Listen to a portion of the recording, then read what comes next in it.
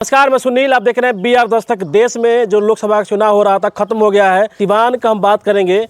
सिवान पूरे बिहार में या बोले पूरे देश में हॉट सीट बना हुआ था। हॉट सीट इसलिए बना हुआ था क्योंकि यहाँ से आरजेडी के जो कदावर नेता थे मोहम्मद शहाबुद्दीन साहब की पत्नी हिना मैडम यहाँ से निर्दलीय चुनाव लड़ रही थी और एनडीए यानी जेडीयू से चुनाव लड़ रही थी। रमेश कुशवाहा की पत्नी है विजय लक्ष्मी और आरजेडी जो इंडिया गठबंधन से अवध बिहारी चौधरी जो पूर्व विधानसभा के स्पीकर भी रह चुके हैं। लेकिन देखिए पत्रकार हैं, इनसे जानने का प्रयास करेंगे कि इस बार जो माहौल रहेगा किनकी पलड़ा भारी रहेगा। इसी मुद्दे पर बात करेंगे, विश्लेषण से जानने का प्रयास करेंगे।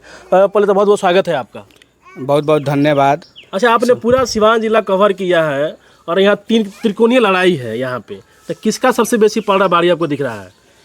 देखिए, सबसे पहले मैं BR दस्तक के तमाम श्रोताओं को मैं नमस्कार करता हूं और मैं एक यहाँ सिवान ज़िले से मैं सोशल वर्कर के साथ साथ एक सोशल पत्रकार भी हूं जी। और ख़ास करके बिहार जो सिवान की लोकसभा की जहां तक बात है, यहाँ लड़ाई जो है 3 कैंडिडेटों के बीच में ही है। अच्छा, त्रिकोणीय लड़ाई है यहाँ सिवान में। ये त्रिकोणीय लड़ाई है, ये सत्य है। इसमें ये नहीं कहा जा सकता है कि किसी एक व्यक्ति के विशेष में यहाँ के मतदाताओं ने मतदान किया है।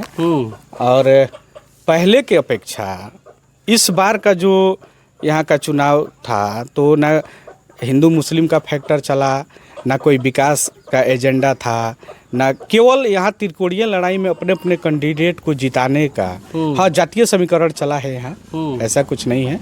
जातीय समीकरण यहाँ खूब काम किया है।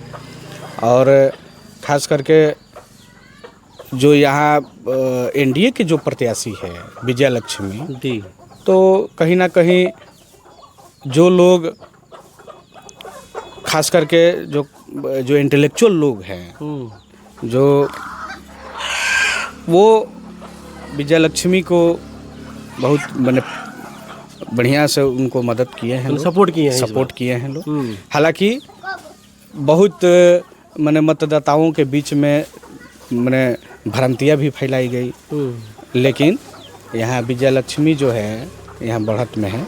अच्छा, सवाल की और लेंगे। आरजेडी कहती है क्या कि MY समीकरण यानी यादव और मुसलमान, तो क्या जो मुसलमान वोटर है सिवान का, क्या इस बार आरजेडी को वोट किया कि नहीं किया है? नहीं, इस बार जो है MY समीकरण यहाँ नहीं चला है, मतलब फेल हो गया है इस बार, फेल हो गया है।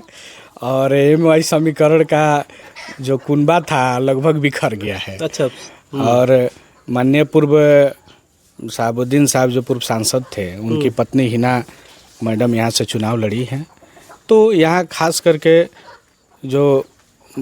मुस्लिम मतदाता जो हैं वो हिना मैडम को सपोर्ट किया है। उसके अलावा हिंदू में भी बहुत सारे लोग जो हैं जो शहाबुद्दीन साहब के चाहने वाले थे, जो मैडम को जो आरजेडी में थी, तो आरजेडी के दौरान जो उनसे व्यक्तिगत हर समाज में जो उनका व्यक्तिगत लगाव था, उसके वजह से हिंदुओं में भी अच्छा खासा उनको वोट गया है, जो उनका व्यक्तिगत उनके व्यवहार के। अच्छा, आप एक पत्रकार हैं, पत्रकार के नाते बताइएगा, ये जो स्वर्ण वोटर है सिवान का, ये कहा जाता है कि बीजेपी को वोट जाता है, ताकि आपके ख्याल से जो स्वर्ण वोटर है सिवान का, क्या वोट दिया है हिना मैडम को?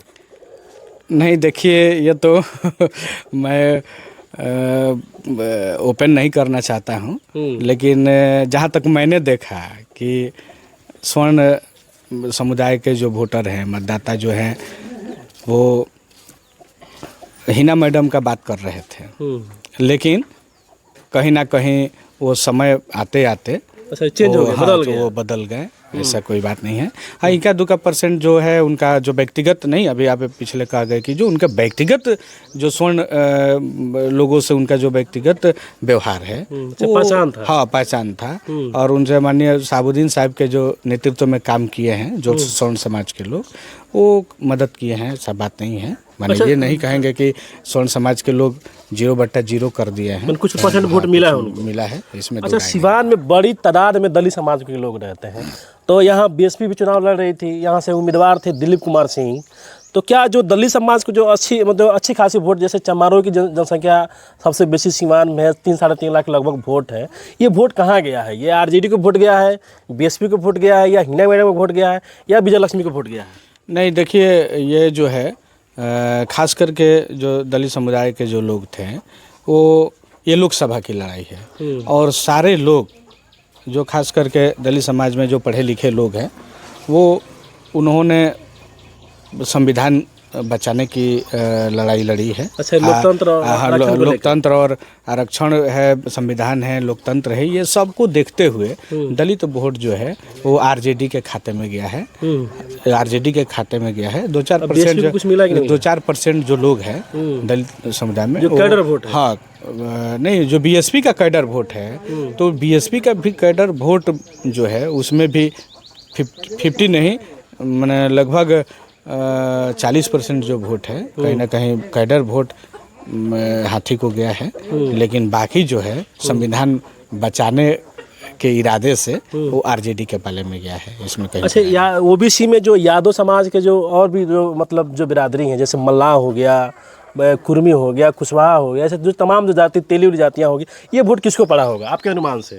देखिए, ये अभी जो आरजेडी के गठबंधन में मुकेश सहनी जी हैं, तो ज़्यादा कुछ असर नहीं है। खास करके यहाँ सिवान की बात कर रहे हैं, कुछ फर्क नहीं पड़ा यहाँ पे? कुछ फर्क नहीं पड़ा है। ये जो है कुछ लगभग हम यूँ 30% तक लगभग कह सकते हैं कि वोट आरजेडी के खाते में गया है। लेकिन 70% जो है वो भाजपा को गया है। भाजपा को गया है। भाजपा को गया है। तो मैंने आपके कहने का मतलब कि यहाँ पलड़ा विजयलक्ष्मी कुशवाहा के पल्ला सबसे बेसी भारी है। हाँ, यहाँ जो है विजयलक्ष्मी जी का पलड़ा भारी है। और ये जो आरजेडी के उम्मीदवार है उनका नहीं, वो भी मैंने अब आप सब पहले ही कहा गया कि त्रिकोणीय लड़ाई है। तो हिना मैडम भी और आपका अवध बिहारी चौधरी भी ये समानांतर रहेंगे, कुछ इधर उधर से थोड़ा सा। अच्छा। अच्छा, लास्ट क्वेश्चन लेंगे। मुस्लिम वोट ऐसे कहा जाता है कि आरजेडी का वोट है, तो कुछ परसेंट मुस्लिम वोट मिला हो कि नहीं मिलेगा आरजेडी को? देखिए, हम आपसे पहले कह गए कि ये सिवान लोकसभा की बात है। यहाँ न पार्टी विशेष रहा। यहाँ अब जो एमओआई समीकरण, पहले ही आपसे कहा कि एमओआई जो समीकरण है यह प्योर पूरी तरह से यहाँ फेल्योर है। यहाँ शहाबुद्दीन साहब को ही यहाँ मुस्लिम समाज के लोग नेता मानते हैं। अच्छा, सिवान में। तो 2-4% इधर उधर गया होगा आरजेडी के खाते में। लेकिन यहाँ 95% मुस्लिम समुदाय के लोग हिना मैडम को वोट किया है, इसमें कहीं दो राय नहीं है। चलिए, बहुत बहुत धन्यवाद। देखिए गुड्डू जी